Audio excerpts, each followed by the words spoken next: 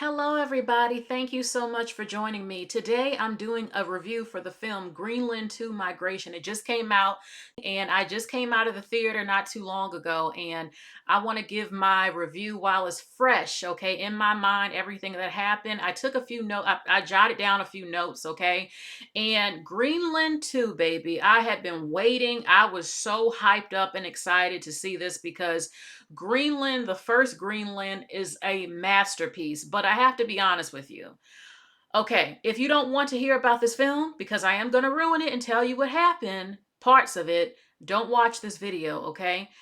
I would give this on a scale of 1 to 10. Honestly, I'm going to have to give it a 7. A good 7. It's not as good as the first Greenland, but it's different. It's supposed to be after what happened. Okay, so look, if you haven't seen the first Greenland, baby, this is a masterpiece. And I'm still in shock and upset I didn't see this in theaters. Now, I have seen it not in theaters, and I couldn't believe how bad this was marketed because Deep Impact to me is the greatest disaster film. A lot of people like Armageddon. Really wasn't all that to me. Yeah, it had good special effects. Greenland is 5 to 10 times better than Armageddon. You have The Day After Tomorrow. You have 2012. Baby, this is up there. Probably the top two to me. This was really, really good, and I would love to play a clip. But if you haven't seen Greenland, I need you to watch it on a streaming service. If you can't, watch it right here on YouTube. Go to a reaction channel. It's only about 4 people who have reacted to this. Go to the one with the girl, the woman with the burgundy hair.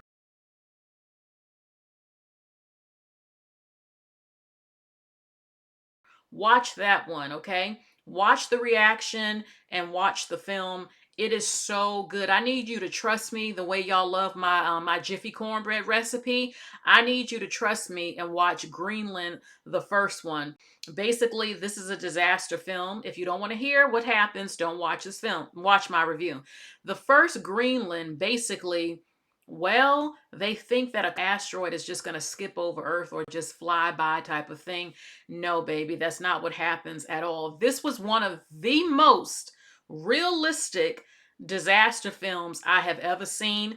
Gerard Butler come on for 300. His acting was phenomenal, and it shows you a lot without even having to do all the CGI. It was so good. I saw Greenland too, and I was very excited. I had been waiting, and I couldn't even believe, because you often don't get a part two. I couldn't believe they were doing a part two. And the critics said that this was better than the first one, at least what I saw on TV. The critics were saying that, and I'm going to keep it real with you. It was not as good as the first one. Was it decent? Yes. Now, Greenland migration is after the disaster, after the asteroid has come down. Most people on the planet don't exist. Most people passed away. The Earth is different. The Earth is different. Storms, the atmosphere, comets and asteroids or whatever are still falling down on Earth. Tidal waves a lot. This is a different Earth. So the title speaks for itself, migration. Basically, where they're staying at, they can't stay there because it's just not stable. And they're discussing places they could go, but humanity is not the same anymore. You know that when a natural disaster or something apocalyptic happens, that humanity is going to go into chaos. And that's what you see. And they're looking for somewhere new for humanity to start over. Okay. And look, when they selected him, they selected the top people in the US. I can tell you now, what's the common theme in every disaster movie that you see? The government doesn't tell you until about a week or 2 or 3 days before it happens. No one is prepared. Only a certain amount of people are selected for these shelters, and it's usually people who are highly skilled people, doctors, engineers, scientists, teachers, artists, people who can rebuild a society. They often will not bring old people or sick people to the new world at large. And They will cover up things that you think is happening in the news is to keep you from not knowing what's really going on and trying to prepare. It's interesting that President Trump wants Greenland right now, and I couldn't help but think of this movie. He said it's for national security. And I said to myself, now what if something is happening like in Greenland, the first one, and that's why he wants Greenland? Baby, you need to see that movie. But there's a common theme. Most people are not going to make it. And the few who are selected by the government is very secretive, and people are not prepared, and it's always, things don't always go like how you think they will. You think you're organized, you think you have a plan, but it doesn't always work like that. So that's what you see in this film. So basically they have to find somewhere new, and they hear of a place where life is starting over. Plants are growing, there's seeding, there's seed life, there's birds and everything, water. And they go on a journey to try to find this place. And you know as usual, what do you see? You see that no matter what happens, that man is still going to fight each other. They're still going to take people off the planet. They're still going to fight for resources. You have to trade something. Even right now, the preppers are telling you you need to stock up on rice and medical supplies, everything you can. Literally, people are saying do this now because people believe a disaster is coming. We know that 3A Atlas or that alien ship did not come, but you never know what can happen. And it's true. When Hurricane Katrina happened, every time there's a disaster in our country, we're never prepared. We see it year after year. So preppers tell you you need to prepare, and that's what they do. They find what they can. You hunt for things. You try to find what you can that can help you, because humanity has started over. Now, you have people who have kept their sanity, you have people affected by radiation. That's very real. But what you see again is that people will try to trade something. We know in real life that women will always be in danger of being raped by men in these type of times, even right now with when it's not a disaster like that. And you see that people will still fight over resources. Yes, we need men to protect us and armies to keep us safe, but we also see that they fight and take each other off the earth and fight to take things from people. And you see that in the film, and that it really is every man for himself in these type of times. And that's how it will be, and that's how it's been predicted what will happen. We see it in The Road. Okay, that's another great disaster film. And it's true. It's true. Once the power goes out, the power grid, some sort of natural disaster that most people aren't prepared for, it will be the survival of the fittest, and that's what you see.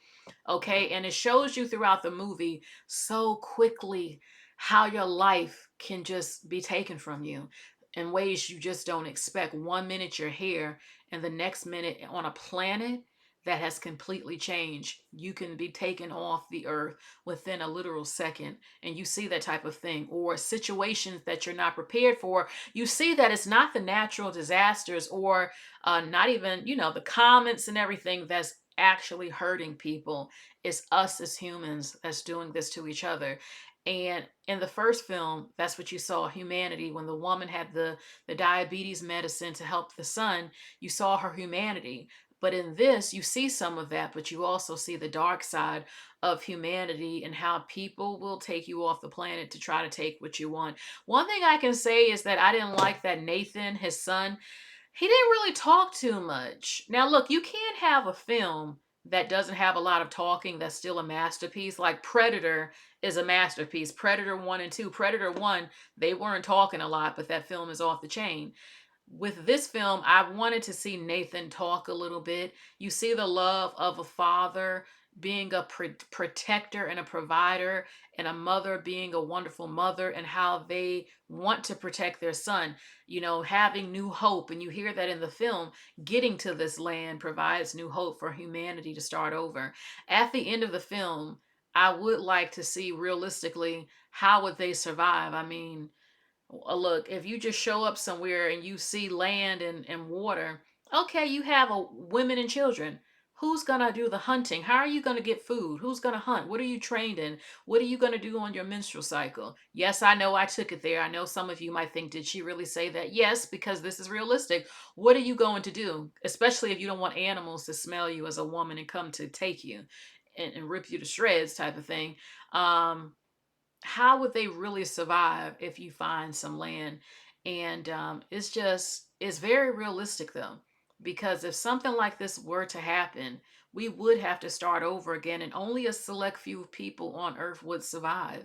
Even if you did survive it, would you really want to live in a post apocalyptic world where there's no clean water, there's no food, you're scavenging, you're a woman, you could get raped, your children, you have to protect children, or you end up pregnant in times like that, radiation, there's just so many things that could go wrong if Yellowstone was to go off and then the sky, we have a nuclear winter.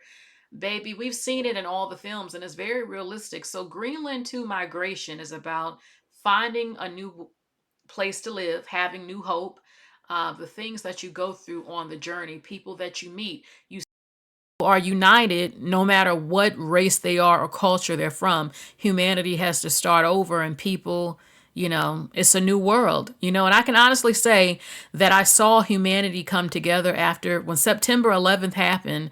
I always said that that's the first time that I saw people of all races coming together. We all came together when 9/11 happened. Nobody cared if you were white or black or Asian, Indian, which is Asian, Hispanic. Nobody cared. Everybody wanted to help save people, donate their blood, and make the world better.